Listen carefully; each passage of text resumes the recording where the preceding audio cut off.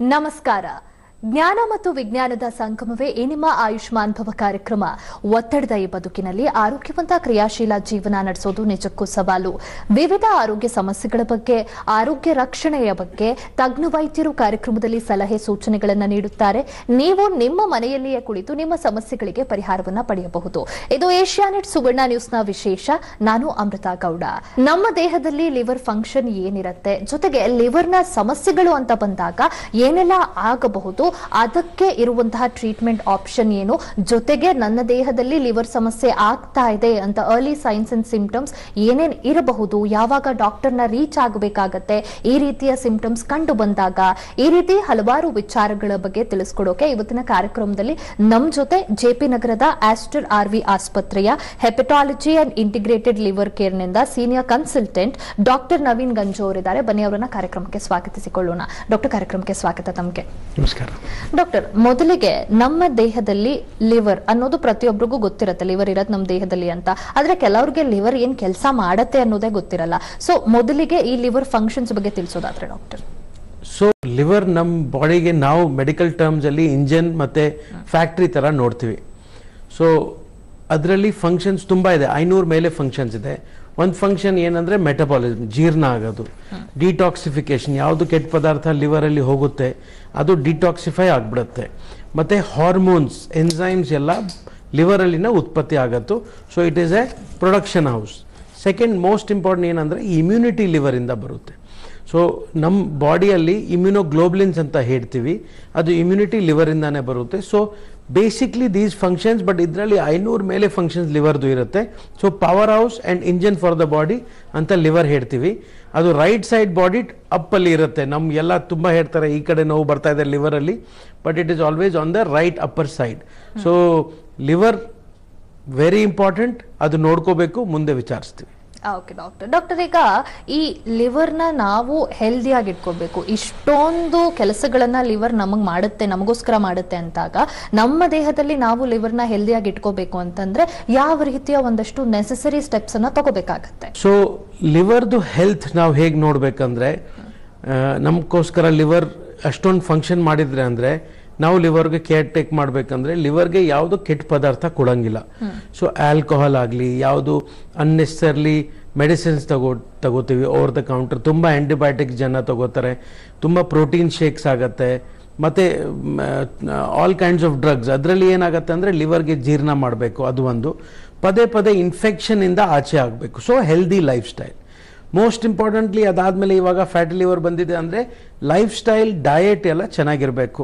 So these are basic things that we have to do. ಅದರಲ್ಲಿ main important ಅಂದರೆ ನಾವು ಇವಾಗ ಫ್ಯಾಟಿ ಲಿವರ್ ಇದ್ದರೆ ಅದ್ರ ಮೇಲೆ ಆಲ್ಕೋಹಾಲ್ ಮಾಡಿದರೆ all these things are very bad for the liver. So ನಾವು ಲಿವರ್ ನೋಡ್ಕೋಬೇಕಂದ್ರೆ we have to have a healthy, hygienic and very thoughtful life. ಅದರಲ್ಲಿ ಲಿವರ್ ನಮಗೆ it will keep working for us many years. Okay doctor. Doctor, ಈಗ ಕೆಲವೊಂದಷ್ಟು ಲಿವರ್ಗೆ ಸಂಬಂಧಪಟ್ಟ ಸಮಸ್ಯೆಗಳು ಅಂತ ಅಂದ್ರೆ ಯಾವ್ದು ಡಾಕ್ಟರ್, ಲಿಸ್ಟ್ ಔಟ್ ಮಾಡೋದಾದ್ರೆ? ಸೊ ಲಿವರ್ಗೆ ಇವಾಗ ಏನೇನು ಪ್ರಾಬ್ಲಮ್ಸ್ ಬರ್ತಾ ಇದೆ ಅಂದ್ರೆ, ಒಂದು ಫ್ಯಾಟಿ ಲಿವರ್ ನೋಡ್ಲಿ, ಆಲ್ಕೋಹಾಲಿಕ್ ಲಿವರ್ ಡಿಸೀಸ್ ಅಂತ ಆಲ್ಕೋಹಾಲ್ ಇಂದ ಲಿವರ್ ಪ್ರಾಬ್ಲಮ್ ಬಂದ್ಬಿಡುತ್ತೆ. ಮೆಟಬಾಲಿಕ್ ಪ್ರಾಬ್ಲಮ್ಸ್ ಅಂತ ಕೆಲವರಿಗೆ ಶುಗರ್ ಇಂದ ಬರ್ತಾ ಇದೆ, it is very common. Main thyroid ಇಂದನೂ ಕೊಲೆಸ್ಟ್ರಾಲ್ ಜಾಸ್ತಿ ಆಗುತ್ತೆ, ಅದರಿಂದ ಫ್ಯಾಟಿ ಲಿವರ್ ಆಗಿಬಿಡುತ್ತೆ. ಜೆನೆಟಿಕ್ ಪ್ರಾಬ್ಲಮ್ಸ್ ತುಂಬ ಇವಾಗ ನೋಡ್ತೀವಿ ಅಂದರೆ ಆಟೋ ಇಮ್ಯೂನ್. ಇದು ಕೋವಿಡ್ ಆದಮೇಲೆ ಕೆಲವು ಜನ ಹೇಳ್ತಾರೆ ನಮಗೆ ಆಟೋ ಇಮ್ಯೂನ್ ಪ್ರಾಬ್ಲಮ್ಸ್ ಬಂದಿದೆ ಅಂದರೆ ಅದರಲ್ಲಿ it is also attacking the liver. So auto immune hepatitis ಆಗಲಿ, ಮತ್ತು ಕೆಲವರು ಮಕ್ಕಳಲ್ಲಿ Wilson's disease, iron overload disease ಅದೆಲ್ಲ ಬಂದ್ಬಿಡುತ್ತೆ. ಬಟ್ ಆಲ್ಕೋಹಾಲ್, ಫ್ಯಾಟಿ ಲಿವರ್, ಶುಗರಿಂದ ಅಂದರೆ ಡಯಾಬಿಟೀಸಿಂದ ಕಾಯಿಲೆ ಬರೋದು, ದೀಸ್ ಆರ್ ಮೇನ್ ರೈಟ್ ನಾವು ಡೈಲಿ ನೋಡ್ತೀವಿ. ಇದರಿಂದ ಲಿವರ್ಗೆ ಡ್ಯಾಮೇಜಸ್ ಇವಾಗ ಜಾಸ್ತಿ ಆಗ್ತಾ ಇದೆ. Okay doctor. ಡಾಕ್ಟರ್, ಈಗ ಜನರಲಿ ನಾವು ಒಂದಷ್ಟು ವರ್ಷಗಳ ಹಿಂದೆ ಹೋದ್ರೆ ಯಾವುದೇ ರೀತಿಯ ಈ ತರ ಆರ್ಗನ್ ಸಂಬಂಧಪಟ್ಟ ಸಮಸ್ಯೆಗಳಾಗ್ತಾ ಇತ್ತು ಅಂತಂದ್ರೆ ನಾವು ಓಲ್ಡರ್ ಪೀಪಲ್ ಅಲ್ಲಿ ನೋಡ್ತಾ ಇದ್ವಿ ಆ ರೀತಿ ಸಮಸ್ಯೆಗಳು. ಬಟ್ ಈಗ ಲಿವರ್ ಸಮಸ್ಯೆಗಳು ಪರ್ಟಿಕ್ಯುಲರ್ ಆಗಿ ಯಂಗರ್ ಏಜ್ ಗ್ರೂಪ್ ಅಲ್ಲೇ ಜಾಸ್ತಿ ಆಗ್ತಾ ಇದೆ. ವೈ ಡಾಕ್ಟರ್, ಯಾಕೆ? Very important question. ನಾವು ಇವಾಗ ಇದು ನೋಡ್ತಾ ಇದ್ವಿ ಅಂದ್ರೆ ಯಾಕಂದ್ರೆ our life style has change. ನಮ್ದು ಡೈಲಿ ಏನು ಲೈಫ್ ಸ್ಟೈಲ್ ಇತ್ತು ಹಳೆ ಕಾಲದಲ್ಲಿ, ಇವಾಗ ಹೇಗೆ ಚೇಂಜ್ ಆಗಿದೆ ಅಂದರೆ ನಾವು ಅರ್ಬನೈಸೇಷನ್ ಹತ್ರ ಬಂದಿದ್ವಿ. ನಾವು ಮನೆಯಲ್ಲಿ ಅಡುಗೆ ಮಾಡೋಂಗಿಲ್ಲ, ಆಚೆಯಿಂದ ಆರ್ಡರ್ ಮಾಡಬೇಕು, ಆಚೆ ಓಡಾಡಂಗಿಲ್ಲ, ಮನೆಯಲ್ಲಿ ಕೂತ್ಕೊಂಡು ಕೆಲಸ ಮಾಡಬೇಕು. ಅನ್ಫಾರ್ಚುನೇಟ್ಲಿ ಕೆಲಸನೂ ಹಾಗೆ ಆಗಿದೆ. IT ಅವರು 12 hours ಸಿಸ್ಟಮ್ ಮುಂದೆ ಕೂತ್ಕೊಂಡು ಅಲ್ಲಿ ಇರಬೇಕಂದ್ರೆ ಲೈಫ್ ಸ್ಟೈಲ್ ಚೆನ್ನಾಗಿಲ್ಲ. ಸೆಕೆಂಡ್, ಊಟ ಚೆನ್ನಾಗಿಲ್ಲ. ಇವಾಗ ನಾನು ಮೊನ್ನೆನೆ ಒಂದು ಲೆಕ್ಚರ್ ಕೊಡ್ತಾ ಇದ್ದೆ. ಅದರಲ್ಲಿ ಏನಂದ್ರೆ your food is bad R very bad. Good food ಇವಾಗ ಸಿಗ್ತಾನೆ ಇಲ್ಲ. ಬಿಕಾಸ್ ಪೆಸ್ಟಿಸೈಡ್ ಆಗಲಿ ಫರ್ಟಿಲೈಸರ್ ಆಗಲಿ, ನೀವು ಮನೆಯಲ್ಲಿನೂ ಅಡುಗೆ ಮಾಡಿದ್ರೆ ಪೆಸ್ಟಿಸೈಡ್ ಫರ್ಟಿಲೈಸರ್ ಅದು ತರಕಾರಿಯಲ್ಲಿ ಇದ್ದೇ ಇರುತ್ತೆ. So most importantly all these things ಅಂದ್ರೆ ಆಚೆದು ಊಟ ತಿನ್ನೋದು, ಮೆಡಿಸಿನ್ಸ್ ಅನ್ನೆಸರಿಲಿ ತಗೊಳ್ಳೋದು, ಲೈಫ್ ಸ್ಟೈಲ್ ಚೆನ್ನಾಗಿಲ್ಲ, ಎಕ್ಸಸೈಸ್ ಇಲ್ಲ, ಇದೆಲ್ಲ ಸೇರಿ ನಮ್ಮ ಲಿವರ್ಗೆ ಡ್ಯಾಮೇಜ್ ಮಾಡ್ತಾ ಇದೆ. ಅದಕ್ಕೆ ಯಂಗ್ ಏಜಲ್ಲಿ ಇದು ಜಾಸ್ತಿ ಇದೆ. ಮೇನ್ ಇಂಪಾರ್ಟೆಂಟ್ ಇವಾಗ ಫ್ಯಾಟಿ ಲಿವರ್ ಇದ್ದೆ, ಲೈಫ್ ಸ್ಟೈಲ್ ಚೆನ್ನಾಗಿದೆ, ಅದ್ರ ಮೇಲೆ ಆಲ್ಕೋಹಾಲ್, ಅದ್ರ ಮೇಲೆ ಸ್ಮೋಕಿಂಗ್ ಇದ್ರೆ, so it is recipe for disaster for the liver. ಏನು ಹೇಳ್ತೀವಿ ಅಂದ್ರೆ ಇದೆಲ್ಲ ಸೇರಿ ಲಿವರ್ಗೆ ಏನು ಕಾಯಿಲೆ ನಾವು 50-60 ವರ್ಷದಲ್ಲಿ ನೋಡ್ತಾ ಇದ್ವಿ, ಇವಾಗ ಅದೇ ಕಾಯಿಲೆ 40 ವರ್ಷದಲ್ಲಿ ಬಂದಿದೆ. So it is become a younger disease. Exactly doctor. ಈಗ ಈ ರೀತಿ ಸಂಬಂಧಪಟ್ಟ ಸಮಸ್ಯೆಗಳಾಗ್ತಾ ಇದೆ, ಲಿವರ್ ಸಮಸ್ಯೆ ಆಗ್ತಿರಬಹುದು ನಮ್ಮ ದೇಹದಲ್ಲಿ ಅಂತ ನಮಗ್ ಗೊತ್ತಾಗಬೇಕು ಅಂತಂದ್ರೆ ಯಾವ ರೀತಿಯ ಒಂದಷ್ಟು ಸೈನ್ಸ್ ಅಂಡ್ ಸಿಂಪ್ಟಮ್ಸ್ ಇರುತ್ತೆ ಡಾಕ್ಟರ್? ಅನ್ಫಾರ್ಚುನೇಟ್ಲಿ ಆರ್ ಫಾರ್ಚುನೇಟ್ಲಿ ಇದರಲ್ಲಿ 2 ತರ ನಾವು ನೋಡ್ಬೋದು. So liver is A very tolerant organ. ಏನಂದ್ರೆ ಲಿವರ್ ಅಲ್ಲಿ ಬೆಳೆಯಕ್ಕೆ ಶಕ್ತಿ ಇದೆ. ಸೊ ಸ್ವಲ್ಪ ಏನಾದರೂ ಡ್ಯಾಮೇಜ್ ಆದರೆ ಲಿವರ್ ವಿಲ್ ರಿಕವರ್, ಅಂದ್ರೆ ಲಿವರ್ ರೀಜನರೇಷನ್ ಆಗ್ಬಿಡುತ್ತೆ. So earlier science of symptoms ಅಂದ್ರೆ ವೆರಿ ವೇಗ್. ಎಲ್ಲ ಕಾಯಿಲೆ ಅಂದ್ರೆ ನೋಡಿದ್ರೆ ನಮಗೆ ಸುಸ್ತಾಗ್ತಾ ಇದೆ, ಫೆಟೀಗ್ ಇದೆ, ಸ್ವಲ್ಪ ನಿದ್ದೆ ಜಾಸ್ತಿ ಬರ್ತಾ ಇದೆ, ಊಟ ಮಾಡಿದ ಮೇಲೆ ಹೊಟ್ಟೆ ಉಬ್ರ, ಎನರ್ಜಿ ಲೆವೆಲ್ಸ್ ಕಡಿಮೆ ಇರುತ್ತೆ, ಆ ತರ ಇದ್ರೆ these are early stages. Unfortunately ಈ ಸ್ಟೇಜಸ್ ನಾವು ನೋಡಿದ್ರೆ ವಿಟಮಿನ್ ಡೆಫಿಷಿಯನ್ಸಿ ಆಗಲಿ, ನಾನು ರಾತ್ರಿ ನಿದ್ದೆ ಚೆನ್ನಾಗಿ ಮಾಡಲಿಲ್ಲ ಅಂದ್ರೆ ಈ ಸಿಂಪ್ಟಮ್ಸ್ ಇರುತ್ತೆ. ಅದರಿಂದ ನಮಗೆ ಲಿವರ್ ಇಂದ ಬರ್ತಾ ಇದೆಯಾ ಬೇರೆಯಿಂದ ಬರ್ತಾ ಇದೆಯಾ ಅಂದ್ರೆ ಗೊತ್ತಿರಲ್ಲ. So we need to keep checking. ಇದರಲ್ಲಿ ಇವಾಗ ನೋಡಿದ್ರೆ ಅಡ್ವಾನ್ಸ್ ಸ್ಟೇಜ್ ಅಲ್ಲಿ ಸಿಂಪ್ಟಮ್ಸ್ ಬರುತ್ತೆ ಅಂದ್ರೆ that is important. Advance stage ಅಲ್ಲಿ ಕಾಲು ಊತ ಬಂದ್ರೆ, ಹೊಟ್ಟೆಯಲ್ಲಿ ಉಬ್ರ ಬಂದ್ರೆ, ಅದ್ರಲ್ಲಿ ಹೊಟ್ಟೆಯಲ್ಲಿ ನೀರು ಬಂದ್ಬಿಡುತ್ತೆ. ಕೆಲವರಿಗೆ ಏನಾಗುತ್ತೆ, ರಕ್ತ ವಾಂತಿ ಬಂದ್ಬಿಡುತ್ತೆ. ನಮ್ಮ ಪೇರೆಂಟ್ಸ್ ಅಲ್ಲಿ ಅವ್ರ ಏಜೆಡ್ ಪರ್ಸನ್ಸ್ ಮನೆಯಲ್ಲಿ ನಾವು ನೋಡಿದ್ರೆ ಅವರು ಸ್ಲೋನೆಸ್ ಇನ್ ವಾಯ್ಸ್ ಅಂದ್ರೆ ಸ್ಲೋ ಮಾತಾಡ್ತಾ ಇದ್ದಾರೆ, ಸ್ವಲ್ಪ ಅಟೆನ್ಷನ್ ಕಡಿಮೆ ಆಗಿದೆ, ಮತ್ತೆ ಮೆಮರಿ ಪವರ್ ಕಡಿಮೆ ಆಗ್ತಾ ಇದೆ. ಅಂದ್ರೆ ಇದೆಲ್ಲ ಲಿವರ್ ಪ್ರಾಬ್ಲಮ್ ಇಂದ ಇರಬಹುದು. ಸೊ ಬಟ್ ಇದೆಲ್ಲ ಬಂದ್ರೆ, ಜಾಂಡಿಸ್ ಎಲ್ಲ ಬಂದ್ರೆ, these are late advantages, late symptoms. But early symptoms weakness ಆಗ್ತಾ ಇದೆ, ಹಶು ಇಲ್ಲ, ತುಂಬಾ ನಿದ್ದೆ ಬರ್ತಾ ಇದೆ, and energy levels are very low. ಇದೆಲ್ಲ these are first symptoms, initial symptoms of liver problem. Okay doctor, ಈ ರೀತಿಯ ಒಂದಷ್ಟು ಸಿಂಪ್ಟಮ್ಸ್ ಬಂತು ಅಡ್ವಾನ್ಸ್ ಸ್ಟೇಜ್ ಅಥವಾ ಇನಿಷಿಯಲ್ ಅರ್ಲಿ ಸ್ಟೇಜ್ ಅಲ್ಲೇ ಏನೋ ಒಂದು ಸಿಂಪ್ಟಮ್ಸ್ ನ ನೋಡಿ ಡಾಕ್ಟರ್ನ ರೀಚ್ ಆದ್ರು ಅಂತ ಇದ್ರೆ ಯಾವ ರೀತಿಯ ಡಯಾಗ್ನೋಸ್ಟಿಕ್ ಮೆಷರ್ಸ್ ಇರುತ್ತೆ ಡಾಕ್ಟರ್? ಇನಿಷಿಯಲ್ ಸ್ಟೇಜಸ್ಗೂ ಅಂಡ್ ಅಡ್ವಾನ್ಸ್ ಸ್ಟೇಜಸ್ಗೂ ಡಯಾಗ್ನೋಸ್ಟಿಕ್ ಮೆಷರ್ಸ್ ಕೂಡ ಡಿಫರ್ ಆಗುತ್ತಾ? Very good question. ಏನಂದ್ರೆ ಫಸ್ಟ್ ನಾವು ಹೆಲ್ತ್ ಪ್ಯಾಕೇಜಸ್, ಹೆಲ್ತ್ ಚೆಕ್ಸ್ ಮಾಡ್ತೀವಿ. ಇವಾಗ ರೀಸೆಂಟ್ಲಿ ಅಸ್ಟ್ರಾರ್ವಿಯಲ್ಲಿ ನಾವು ಹೆಲ್ದಿ ಲಿವರ್ ಪ್ಯಾಕೇಜಸ್ ಲಾಂಚ್ ಮಾಡಿದ್ವಿ. ಅದರಲ್ಲಿ ಏನಂದ್ರೆ ಯಾರ್ಯಾರು ಯಂಗ್ ಏಜ್ ಅವ್ರು ಬಂದ್ರೆ, ಸೊ ಏನ್ ಮಾಡ್ತೀವಿ ಅಂದ್ರೆ liver function test, complete blood test, ಅದರಲ್ಲಿ ಸ್ವಲ್ಪ ಅಲ್ಟ್ರಾಸೌಂಡ್, ಕೊಲೆಸ್ಟ್ರಾಲ್ ಟೆಸ್ಟ್. ಅದರಲ್ಲಿ ಏನ್ ಗೊತ್ತಾಗುತ್ತೆ ಅಂದ್ರೆ ಲಿವರ್ ಅಲ್ಲಿ ಡ್ಯಾಮೇಜ್ ಬರ್ತಾ ಇದೆ. ಯಾವ ರೀತಿ ಡ್ಯಾಮೇಜ್ ಬರ್ತಾ ಇದೆ, ದೇ ಆರ್ ಸ್ಪೆಷಲ್ ಟೆಸ್ಟ್.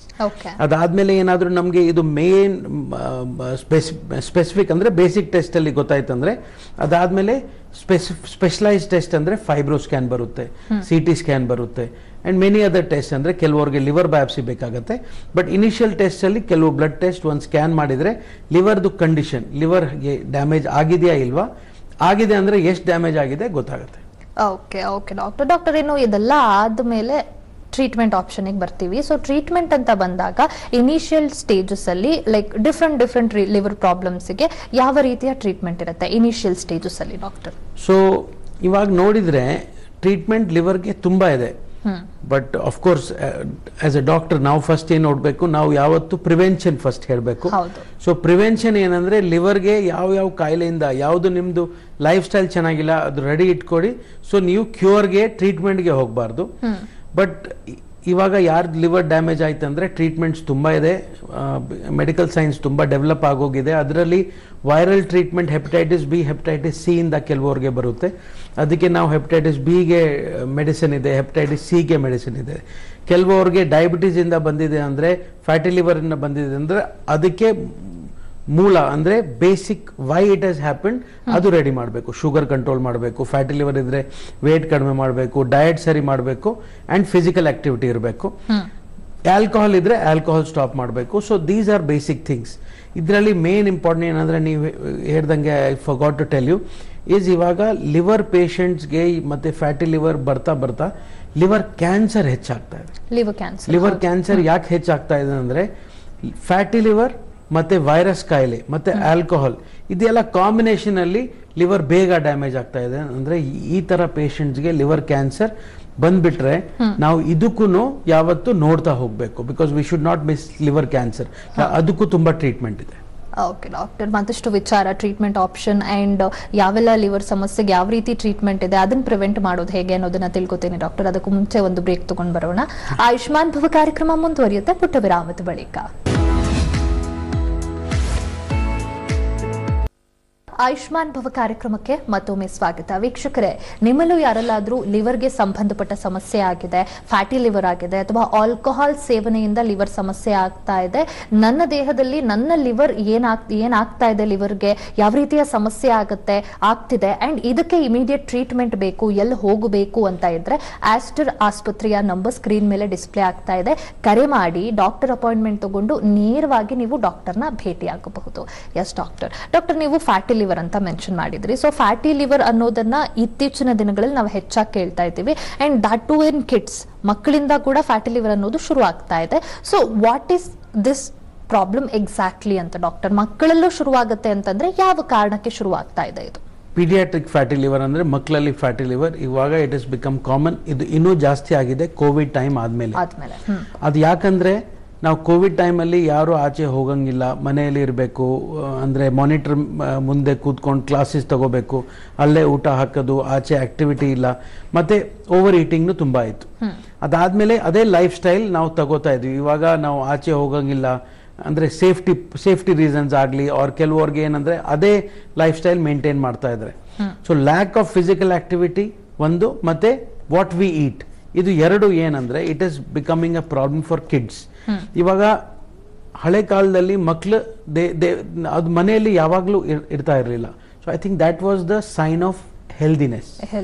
ಇವಾಗ ಏನಾಗಿದೆ ಅಂದ್ರೆ ಮನೇಲಿ ಇಟ್ಕೊಂಡು ಅವ್ರಿಗೆ ಫ್ಯಾಟಿ ಲಿವರ್ ಚಿಕ್ಕ ವಯಸ್ಸಲ್ಲಿ ಶುರು ಆಯ್ತಂದ್ರೆ ನೀವು ಇಟ್ಕೊಡಿ ಅನದರ್ 10-15 ಇಯರ್ಸ್ ಅದು ಲಿವರ್ ಕೆಲಸ ಮಾಡಕ್ ಬಿಡ್ಬಿಡುತ್ತೆ. ಸೊ ಅದಕ್ಕೆ 30-35 ವರ್ಷ 40 ವರ್ಷದಲ್ಲಿ ಅದು ಲಿವರ್ ಕಂಪ್ಲೀಟ್ಲಿ ಡ್ಯಾಮೇಜ್ ಆಗಿ ಸಿರೋಸಿಸ್ ಆಗ್ಬಿಡುತ್ತೆ. ಸಿರೋಸಿಸ್ ಅರ್ಥ ಏನು? ಫೈನಲ್ ಸ್ಟೇಜ್ ಅಲ್ಲಿ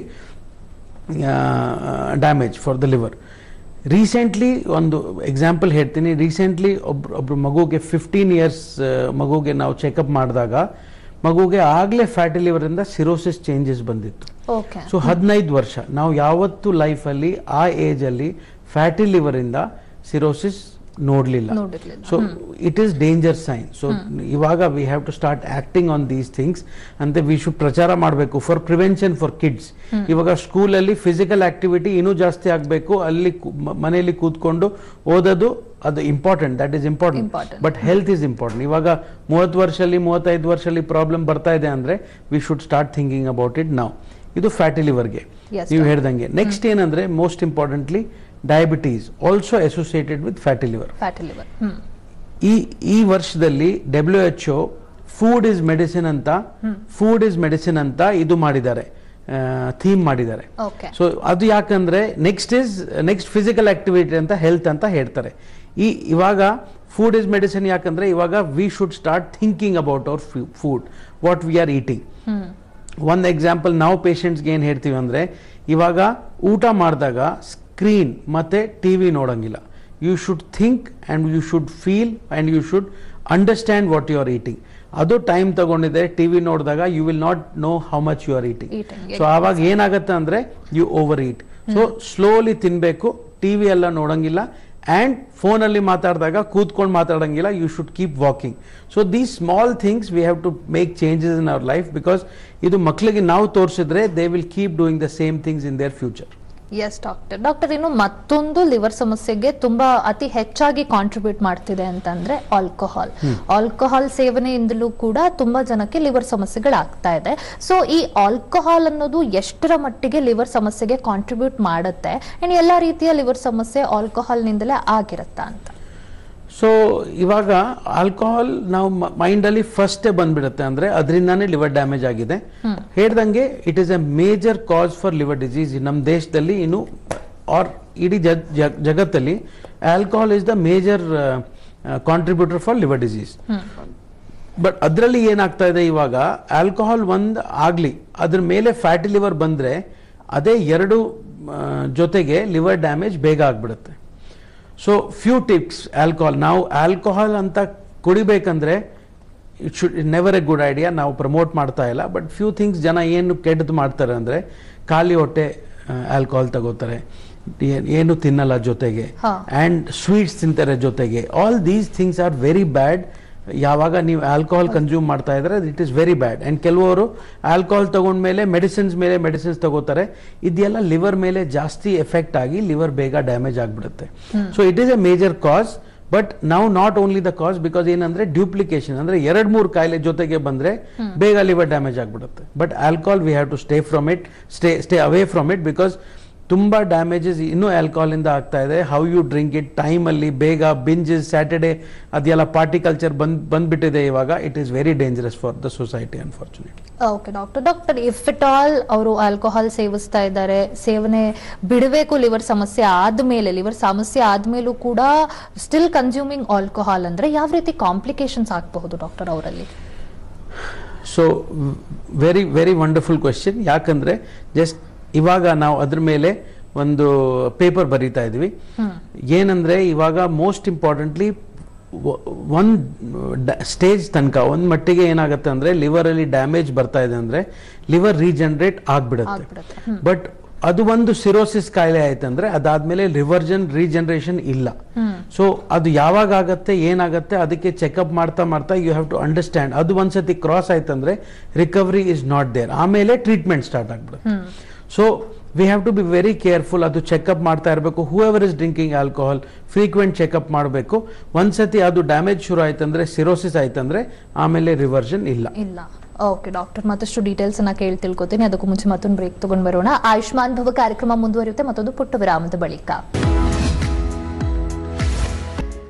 ವಿರಾಮದ ಬಳಿಕ ಆಯುಷ್ಮಾನ್ ಭವ ಕಾರ್ಯಕ್ರಮಕ್ಕೆ ಮತ್ತೊಮ್ಮೆ ಸ್ವಾಗತ. ವೀಕ್ಷಕರೇ, ನಿಮ್ಮಲ್ಲೂ ಯಾರಲ್ಲಾದ್ರೂ ಲಿವರ್ಗೆ ಸಂಬಂಧಪಟ್ಟ ಸಮಸ್ಯೆ ಆಗಿದೆ, ಫ್ಯಾಟಿ ಲಿವರ್ ಆಗಿದೆ ಅಥವಾ ಆಲ್ಕೋಹಾಲ್ ಕನ್ಸಂಪ್ಷನ್ ಇಂದ ಲಿವರ್ ಸಮಸ್ಯೆ ಆಗಿದೆ, ಇದಕ್ಕೆ ಉತ್ತಮವಾದ ಟ್ರೀಟ್ಮೆಂಟ್ ಬೇಕು, ನನ್ನ ಲಿವರ್ ಫಂಕ್ಷನ್ ಹೇಗಿದೆ ಅನ್ನೋದನ್ನ ಅಟ್ಲೀಸ್ಟ್ ನಾನು ಹೋಗಿ ಚೆಕ್ ಮಾಡಿಸ್ಕೋಬೇಕು ಅಂತ ಇದ್ರೆ ಆಸ್ಟರ್ RV ಆಸ್ಪತ್ರೆಯ ನಂಬರ್ ಸ್ಕ್ರೀನ್ ಮೇಲೆ ಡಿಸ್ಪ್ಲೇ ಆಗ್ತಾ ಇದೆ. ಕರೆ ಮಾಡಿ ಡಾಕ್ಟರ್ ಅಪಾಯಿಂಟ್ಮೆಂಟ್ ತಗೊಂಡು ನೀವು ನೇರವಾಗಿ ಡಾಕ್ಟರ್ನ ಭೇಟಿಯಾಗಿ ನಿಮ್ಮ ಲಿವರ್ ಆರೋಗ್ಯವಾಗಿದೆಯಾ ಅನ್ನೋದನ್ನ ಚೆಕ್ ಮಾಡಬಹುದು. ಎಸ್ ಡಾಕ್ಟರ್, ಈಗ ನೀವು ಸಿರೋಸಿಸ್ ಮೆನ್ಷನ್ ಮಾಡಿದ್ರಿ. ಸಿರೋಸಿಸ್ ಆದ್ರೆ ರಿವರ್ಸ್ ಮಾಡೋದು ಕಷ್ಟ ಸಮಸ್ಯೆನಾ ಅಂತ ಕೂಡ ಹೇಳಿದ್ರಿ. ಸೊ ಸಿರೋಸಿಸ್ ಅನ್ನೋದು ಎಂಡ್ ಆಫ್ ದ ರೋಡಾ, ಅದರ ನಂತರ ಅದನ್ನ ಟ್ರೀಟ್ ಮಾಡ್ಲಿಕ್ಕೆ ಆಗೋದೇ ಇಲ್ವಾ ಅಂತ? ಇದು ನಿಜ. ಇವಾಗ ಸಿರೋಸಿಸ್ ಹೇಳಿದ್ರೆ ಲಿವರ್ ಡ್ಯಾಮೇಜ್ ತುಂಬಾ ಆಗೋಗಿದೆ, ಅದು ರಿವರ್ಸ್ ಆಗಲ್ಲ. ಬಟ್ ಸಿರೋಸಿಸ್ ಅಲ್ಲಿ ನೋಡಿದ್ರೆ ಇವಾಗ ಸಿರೋಸಿಸ್ ಅಲ್ಲಿ 2 ಸ್ಟೇಜ್ ಇದೆ.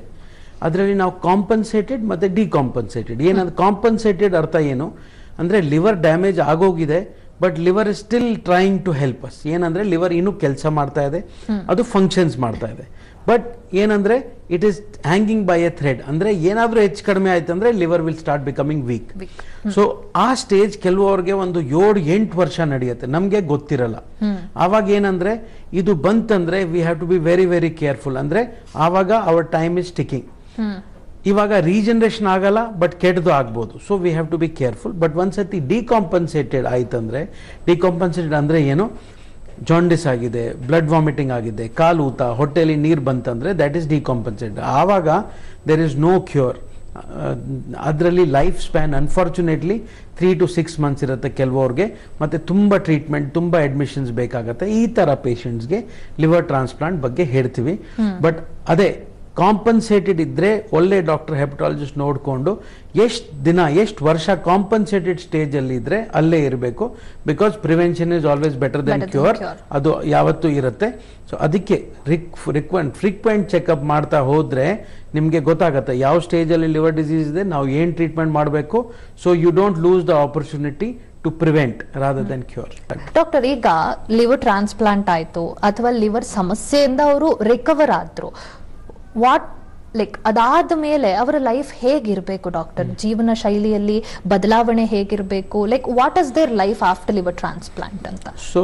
ಸೊ ಇವಾಗ ಯಾರಿಗೂ ಲಿವರ್ ತುಂಬ ಡ್ಯಾಮೇಜ್ ಆಯಿತು, ನಾವು ಟ್ರಾನ್ಸ್ಪ್ಲಾಂಟ್ ಮಾಡಿದ್ವಿ ಅಂದರೆ ಲೈಫ್ ಈಸ್ ಗುಡ್ ಅಂತ ಹೇಳ್ತೀವಿ. But we divide it into few stages of life. ಇವಾಗ post operative, early post operative operation ಆದಮೇಲೆ ಫಸ್ಟ್ 1-2 ವೀಕ್ಸ್ ತುಂಬ ಕ್ರೂಷಲ್, ಅಂದರೆ ಹಾಸ್ಪಿಟಲಲ್ಲಿ ಇರ್ತೀವಿ, we are very careful all that. But 3 months liver rejection ಆಗಲಿ, ಯಾಕೆ it is not your organ, it can get rejected. ಲಿವರಲ್ಲಿ rejection ತುಂಬ ಕಡಿಮೆ, ಕಿಡ್ನಿಯಿಂದ ಹಾರ್ಟಿಂದ ಕಡಿಮೆ. ಬಟ್ ಏನಂದರೆ ಅದು ನೋಡಬೇಕು. ಫಸ್ಟ್ 3 months ನಾವು ತುಂಬ ಕೇರ್ಫುಲ್ ಆಗಿರ್ತೀವಿ.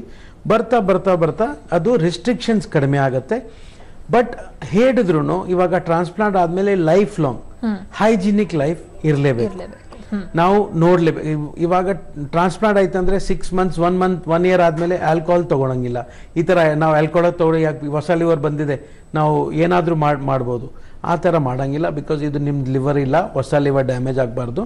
But otherwise if somebody takes it very positively, ಇವಾಗ ಕ್ವಾಲಿಟಿ ಆಫ್ ಲೈಫ್ ಚೆನ್ನಾಗಿ ಬೇಕಂದ್ರೆ liver transplant is very good. ಒಂದ್ಸತಿ ಆಯ್ತಂದ್ರೆ you need to have a good life style and liver will take care of you as long as you take care of your liver. It is very simple. Yes doctor, and last but not the least doctor, prevention is always better than cure anta helidri. So to prevent such liver problems yava ondashtu important necessary steps anna namma lifestyle alli ನಾವು ಅಳವಡಿಸ್ಕೋಬೇಕಾಗುತ್ತೆ?